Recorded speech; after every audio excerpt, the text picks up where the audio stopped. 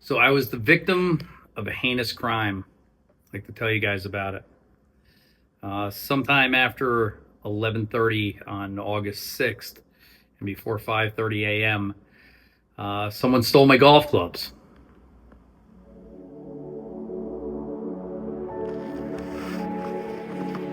So Mike and I were on our first vacation in a year.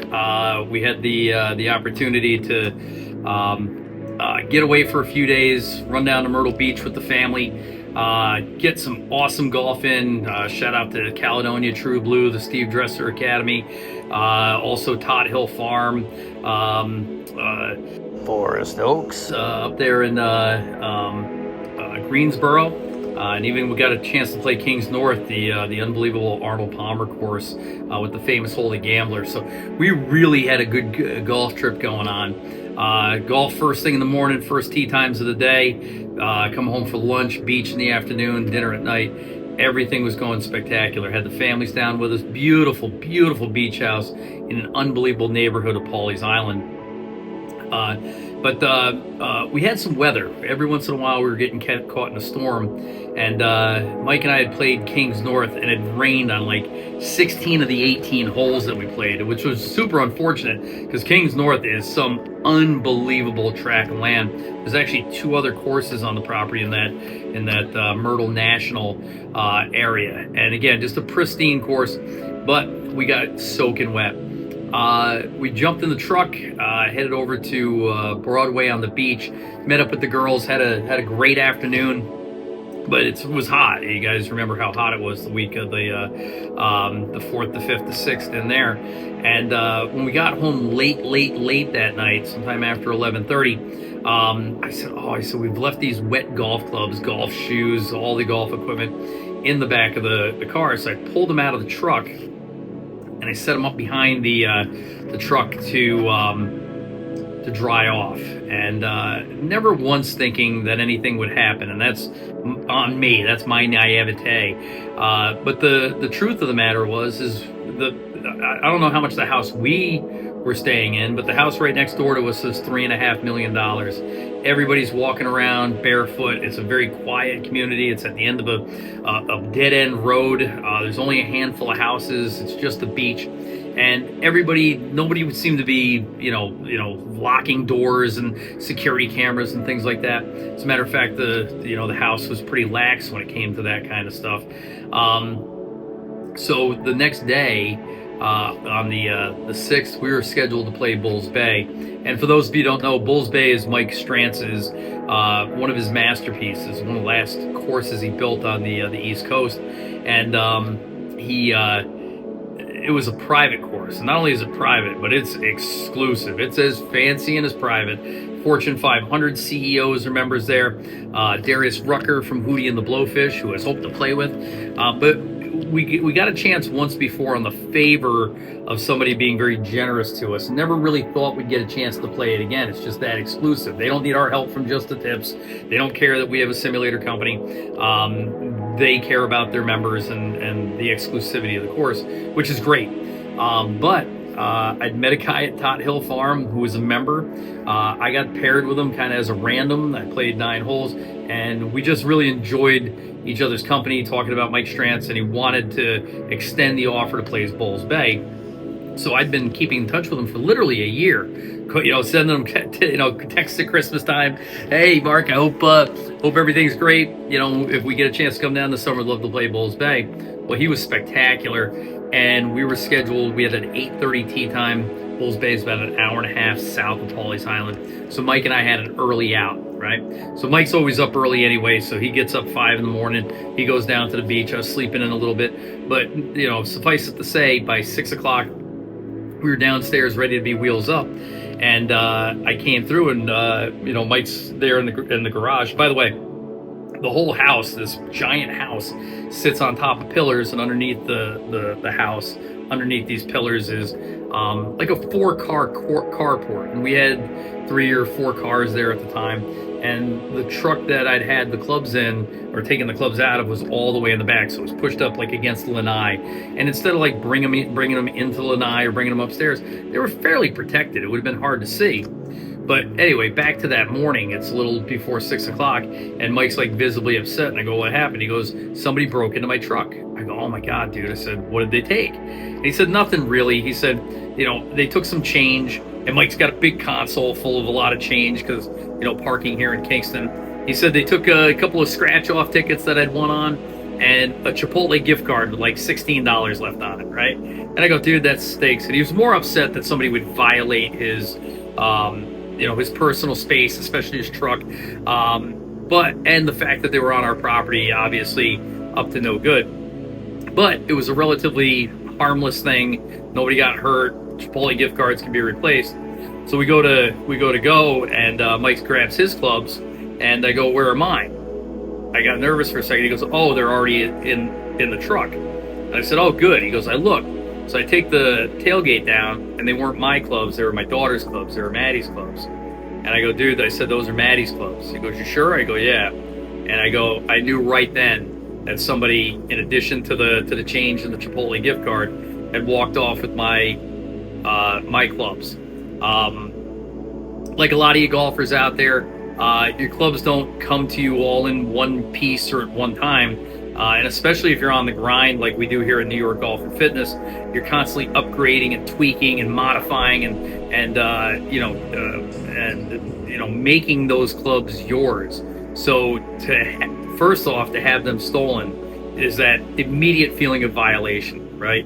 Second is this overwhelming sense of stupidity to leave something that you realize immediately carries such a giant monetary value, sentimental value, and ultimately you have hundreds of hours in to the customization of everything that's in that bag, from the driver to the tees you use are just for you. And we did a quick preliminary walk around, you know, down the road. Maybe somebody was goofing around, threw them in a dumpster or something like that. But after a few minutes, we realized we needed to call the police. And Pawleys Island, if you don't know, is a sleepy little town in south of Myrtle Beach. You have like North Myrtle, Myrtle Beach Formal, Surf City, Murrells Inlet, and then Pawleys Island's kind of the last thing before a long stretch of highway and some just regular residential areas. It is home to great golf courses, obviously True Blue, Caledonia, and the Steve Dresser School. Pawleys Plantation is at Jack Nicklaus course. Really cool stuff, but there's not a lot of beach houses down there, and they're hard to get to. There's like a state park. There's no parking. So whoever took this was either like a drunk college kid who was jerking around on the beach, or, you know, unfortunately, probably more likely, somebody was very desperate and was looking for easy wins, hence the change in the scratch offs. But what they didn't realize is when they took those clubs, they really took a set of one of a kinds. Really, no other set like this exists in the world. It's not on purpose. It's just, you know, how it came to be. So we called 911. They took our statement. They eventually brought the sheriff in, who was, you know, upset for two reasons. One, he was a golfer, you know, certainly sympathized with me. And two, once I let him know what the value of the clubs were, he said that it was the largest crime in 7 years in that area. Somebody, I guess 7 years ago, had stolen a lawn tractor or something like that, some yard equipment, and that was the largest one. But again, sleepy community, nothing like this ever happens. What was funny, though, and I kind of still get a kick out of it, though, was the sheriff was like, "Okay, the first thing you're going to go do is talk to the neighbors and get their security camera footage." I kind of looked at him and I go, "Well, what are you doing?" Come on, Matlock. I'm like, I'm not the Scooby-Doo in the mystery team here. I'm like, isn't that your job? But apparently it wasn't. So I get a chance to meet some of the neighbors who were astonished by this. Some even admitting, "Hey, listen, I don't keep the security cameras on because it's a waste of money because nothing ever happens." Somebody else saying, "Oh, you know, a lot of times we don't even lock the doors," which I probably shouldn't advertise on something like this. But I'm just trying to illustrate that this is a very safe, very put together community. That just things like this don't happen. So they're obviously upset. But suffice it to say, no security camera footage. The second thing the sheriff told me to do was to call all the local golf courses and different places that buy, sell, swap, and trade clubs and alert them. And I did. And I called probably a half a dozen places that specialize in buying, selling, and trading used clubs. And again, extraordinarily sympathetic, angry even at some spots, and even one, and shout out to Surf and Turf in Pawleys, saying, Adam, if you come down today, we'll custom fit you for a set. We'll sell it to you at cost. This is remarkably terrible. We'd certainly want to help make you whole if we can. That was a great offer, but at that point, golf and getting new equipment was the least of my worries. Number one, obviously on the big list, was calling Mark, my connection over at Bulls Bay, and saying, after a year's anticipation, unfortunately, Mike and I wouldn't be traveling down to play Bulls Bay. I spent the rest of the morning talking to my insurance company to kind of see, if that was covered. And fortunately, shout out to great insurance companies. There was a replacement value for the clubs. So again, and by the way, they were great. They just kind of completely understood. Police report. Next thing you know, I have the ability to replace some of my clubs. But I just want to kind of talk about for a minute, what was in the bag and why, the loss of somebody's golf clubs is more than just the loss of their ability to play. By the way, some of the neighbors, Mark from Bulls Bay, some of the neighbors, some of the courses I called were like, come down, grab a set of clubs today, make that tee time. It just didn't feel like the right thing to do. There was actually too much going on, commotion, reports, insurance to do. But for those that reached out, wanted to lend me clubs, I thank you very much. But when I think about what was in the bag, it's kind of remarkable, really, right? So start with the bag itself. It was Sun Mountain, one of these new leather bags. Leather bags have made a big comeback. It was a stand bag. I got it at Wiltwyck, just last season. And, again, I had the Wiltwyck logo on it. Again, making it custom, making it special. I'm sure there wasn't a lot of Wiltwyck logoed bags in Myrtle Beach that week. But that bag was a one of one. There's not a second one, right? They ordered one in, they had it embroidered. I'm sure another one can be made up, but again, that was my bag. That was the only one there was. And again, a value on bags, it's a $400 golf bag, right? So then you start thinking about the clubs, right? And in my driver was such a cool story. Last year we had like 3 or 4 bad days of rain in a row and just couldn't play golf. So Mike and I went up to Northway 8, one of our favorite places to go, and I did a driver fitting, and I stood there for hours with one of their reps. And I just told him, I said, if you can find anything that goes better than my TSI 2 with the custom shaft from Hector Blanco, I said, I'll buy it. And we sat there for hours trying different head combinations, loft, weights, and bottom line was I wasn't going to spend $600 or $700 on something that went 2 more yards or had a half a yard's better dispersion. But right before I was completely ready to give up and game my club, the gentleman says, I hate to do it to you, but I'm going to stick this shaft in this Qi35, and he did. He put a red Ventus Velocore shaft in there, and the very first shot I hit was the Rory McIlroy infinity symbol. I was getting all kinds of extra yardage, the dispersion. You could have thrown a blanket over top of there, and I knew I needed to buy that driver, but it was $1,000. You got a $600 driver and a $400 shaft. That was the most expensive golf club. I mean, that was 4 times the cost of my first car, right?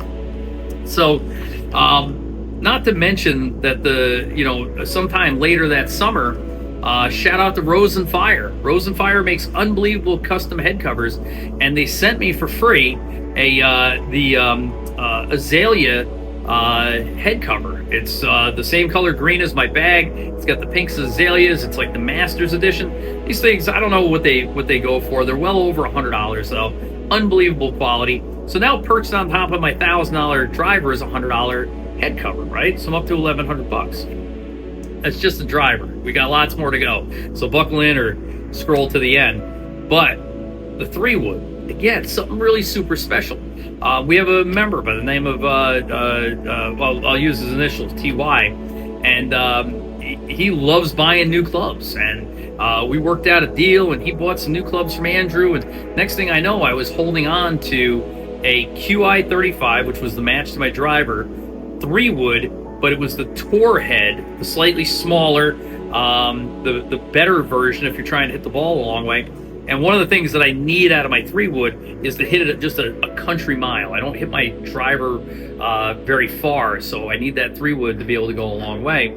And later we had a TaylorMade demo day. The guys brought in, like without exaggeration, 500 different types of shafts. And after everybody had made their purchases with TaylorMade, I sat with one of their fitters for quite some time until we found this perfect 5th generation hazardous black smoke shaft in the 6 gram, the 6.0. Again, that bolted right into the head and gave me an opportunity to see length numbers out of my 3-wood that I've never seen before. So not a $zillion club, but still, you know, north of, you know, $400 or $500, right? The 5-wood. I had a Qi30. The other thing about the 3-wood, perched on top of that, was a one-of-a-kind custom head cover given to us by Robbie Wooten from Tot Hill Farm. He's the director of social media there.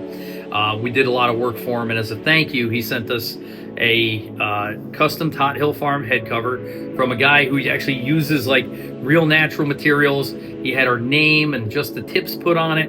It had a custom interior to it. I don't know what that thing cost, but it's the sentimental value, what it meant for somebody to go out of their way to give us one of those is just irreplaceable. But you know, the insurance company said it was worth a couple $100, right?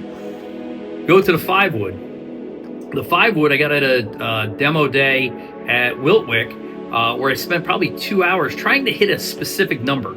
I was trying to get a club to go like exactly 200 yards, so I called that club the Heinz 57 because for a while it had a 5-wood, but it was dialed down a little bit, but it also had a 7-wood shaft, and I could hit that like 205 yards was like my magic number with that. But eventually I ended up with a 7-wood from Andrew with a specialty shaft to hit the ball like extra high and to dial in a yardage. So I ended up switching the shaft in the 5-wood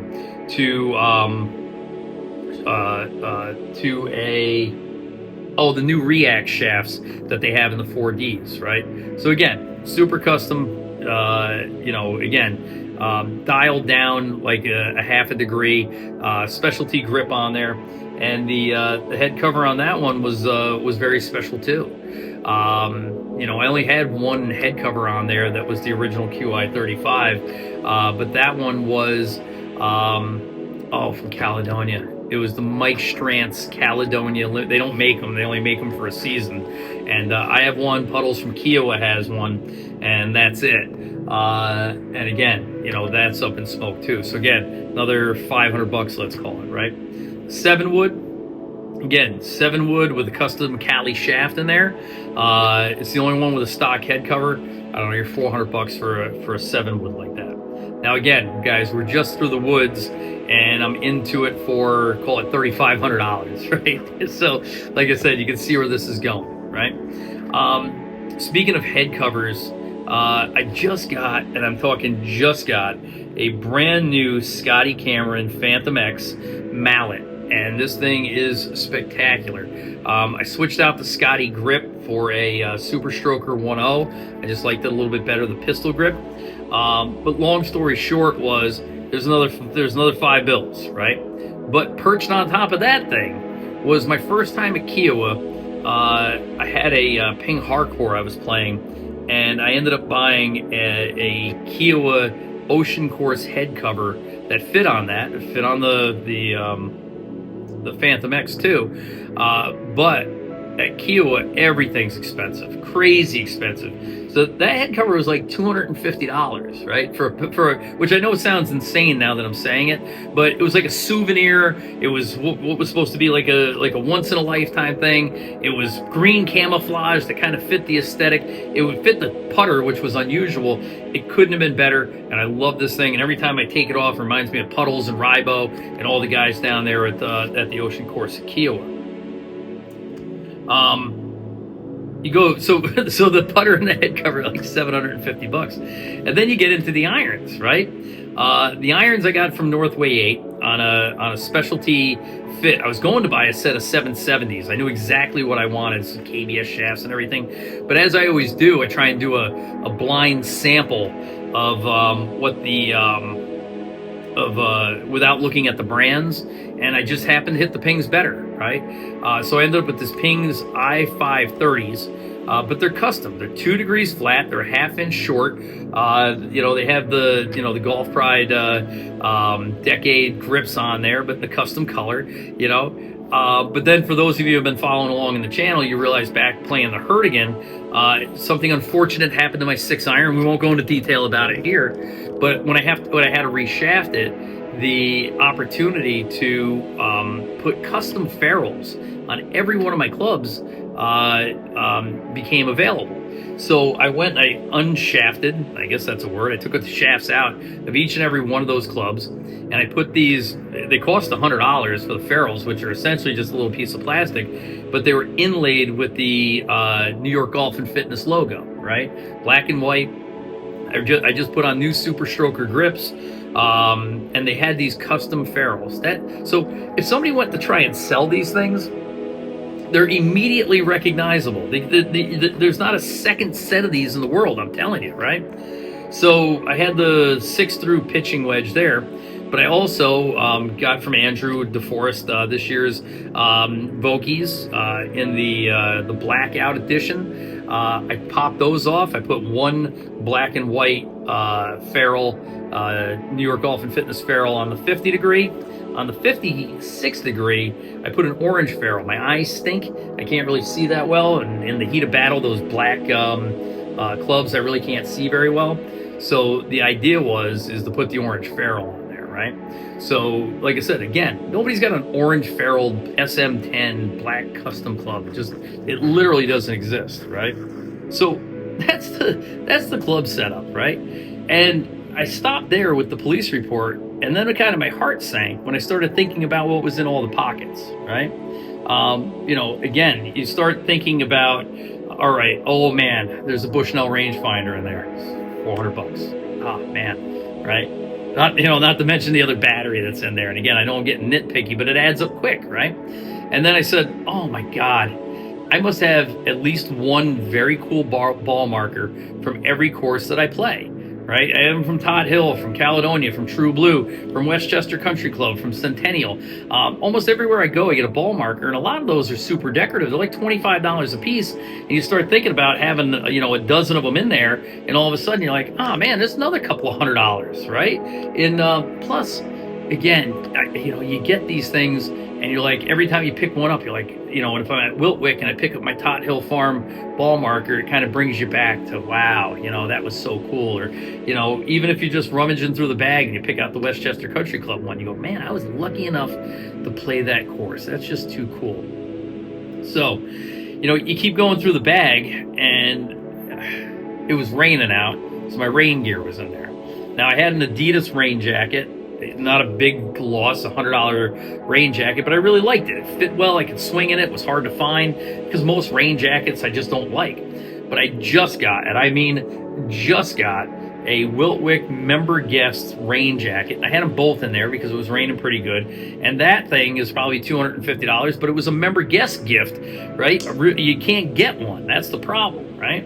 So, you think about little stuff like, the Pro Vs that I had in there at $6 a piece, and the cigars and the cigar lighter, the $75 cigar lighter that I bought as a birthday gift for myself a bunch of years back. The sunglasses that were in there, and you just keep going on and on and on and on. Long story short, you total the whole thing up. $6,125 is the approximate replacement value of everything in that bag, which actually shocked me because I don't think of my golf clubs costing that much. But the unfortunate person who stole them didn't realize that he stole a Chipotle gift card and some change, which was a petty crime, and most golf clubs probably would have kept it a petty crime. But he literally committed grand larceny and committed a felony by stealing those clubs. So where do I stand right now? Well, it's been a couple of weeks, and emotionally, through the stages of grieving. I was mad, I was sad, I was depressed. I'm past most of that, and really now have to kind of plan out what I'm going to do. The two things, though. One is, obviously, I can't replace the sentimentality of those clubs or those effects. And again, I don't want to put too much there. I don't want you to think I'm such a materialist, but it was more the adventures that we were on that brought us to be able to acquire those things, the memories that were created in purchasing them, more than the things themselves, right? And it was just nice, constant reminders and happy, really made me happy, right? So I can't replace that. But long story short, I need a set of clubs, right? So right now, in the interim, believe it or not, I am playing a set of 1994 S2H2 Warbirds. And I'm not just talking about the driver. I have the complete set. I actually have all 4 drivers, because they made 4 different lofts that year. The 7.5, the 8, the 9, and the 10. I'm going to game the 7.5, right? I got the Ruger 3 wood. I'm gaming the 5 wood. I left the Heaven wood out of the bag and opted for the 2 iron. And I have 2 through sand wedge in a period specific Callaway Warbird staff bag that was actually from VH1's Fairway to Heaven golf tour. And this stuff still had the tags on it. Some of it still had the plastic on it. It was actually a showpiece and just something that I really enjoyed. And it sat in my entranceway, kind of so I could brag to people that, you know, if I had the money back in 1994, that I would have bought those clubs. But later in life, I kind of found them. Well, guess what? I said, I'm going to game these things. What are they doing in the entranceway? It's the only other set of clubs that I really own. And I'll tell you guys, it's been an absolute blast playing these things. They don't go anywhere, right? I'm hitting my 8-iron 125 yards. I'm hitting the driver 230, right? But because they're these giant, super perimeter weighted cavity backs, the ball goes dead straight. There's basically no dispersion. I'm putting it in a circle. I got a chance to play the other day, a course that I'd never played before, a Donald Ross course. I shot 82. It took me a little while to get going, but I ended up having 3 birdies, right? So I'm kind of sticking the ball with these frying pans, right? I also have the original Tuttle putter, not Turtle, but look it up, the Tuttle putter, and I'm actually putting with that thing better than I thought I would. So I'm in no rush, but on the calendar, I have, the Mid-Am qualifier. I've been fortunate enough to get invited once again to the Westchester Country Club's fall member guest. I got invited to the park in Buffalo to play their big bring a guest tournament to their Lobster Fest. I mean, these are big boy courses, and not for nothing, when you're a halfway decent player and somebody invites you, they expect you to show up and play halfway decent. So I really do have to make a move on some clubs. But I'm not sure what to do, right? That's where I'm hoping for you guys and your input, right? When you can have anything, what do you want, right? I'm not sure. I'm really not. Do I want to just replace exactly what I had, which was exactly what I liked, right? Do I want to try and go into something exotic? Do I want to try and form a partnership with a company that maybe wants to have the social media attention? And that's kind of my ask here, right? Because this will be my first step, is that, you know, hey, TaylorMade, got my club stolen. Love the Qi35s all the way through. Can you come up and kick up some Qi35s? We'll put you on the channel, make you look like a great guy, and I get my clubs back. Ping, I had your clubs. Titleist, had the wedges. Scotty Cameron, Titleist, come on. The Phantom X was a great putter for the short time that I had it. Sun Mountain, I loved your bag. I'd love you guys to send me gear for free. That would solve all my problems, make me very happy. And again, I can say how great you guys are. Maybe this is one of those things, like, if I get 10,000 views, TaylorMade will send me my Qi35s with my specific shafts back, something like that. Now, again, I don't expect it to happen, but you see it happen on the internet all the time. So again, why not me? I guess if you don't ask, you won't get, right? So, but if that doesn't come through, I am looking for a little input. I love my pings. I think I'd be very open-minded to that. I'd be open-minded to a full set of pings. I know we have a good relationship with a custom fitter from Connecticut. We have a good relationship with Johnny Winter down at Club Champion in Manhattan. Northway 8 is always taking great care of us, let alone to think about Andrew DeForest and TaylorMade, or the great relationship that we have with Callaway through Jeff Schaller at Twofskill, right? So the replacement of the clubs is not a problem, right? It's just a matter of what do I want. So I think I'm starting with the bag. I think if I'm going to decide what kind of clubs define me as a man, as a person, as a golfer, maybe I should start with the bag. So, like I said, let this be part one. Maybe the golf club companies will send me some stuff. If they don't, we're going to have to go out and buy some new gear, and we're going to start with the bag. So if you guys got recommendations for me, anything like that, let me know in the comments below, or most of your friends reach out to me and give me your recommendations there. But like I said, long story short is this has been quite the journey, right? I think back in that bag, it's more than just a bunch of golf clubs. They're my golf clubs. Those are the ones for my swing. They're the way that I like them, right? I can't have a car exactly the way I like it, right? Because I have a company car, right? I can't have my house the way I exactly like it because my wife's got her input. But my golf clubs, man, they're only for me, right? And now I don't have them. And then you put all those stories and sentimental journeys on top of there, and you go, all right. So I'm a person with a positive mental attitude. I like to think that whatever I get, whether it's new or used, whether it's something that our manufacturing partners can kick up, or something that I go out and get myself, that it's going to be even better, right? And that they'll come with stock head covers and things like that, and the new golf journeys that I have will lead themselves to new stories, new ball markers.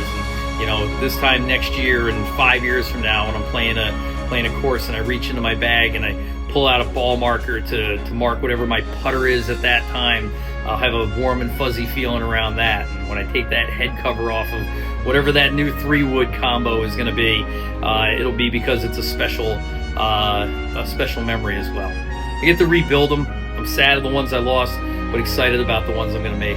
If you guys have hung in this long, I really appreciate it. This is not meant to be a complaint.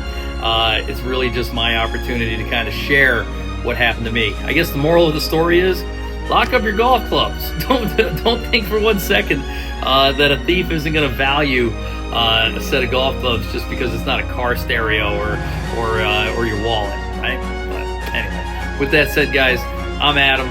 Just the tips. Hit us up on YouTube, Spotify, Instagram, and don't forget to come down to New York Golf and Fitness, 17 Grand Street here in Kingston.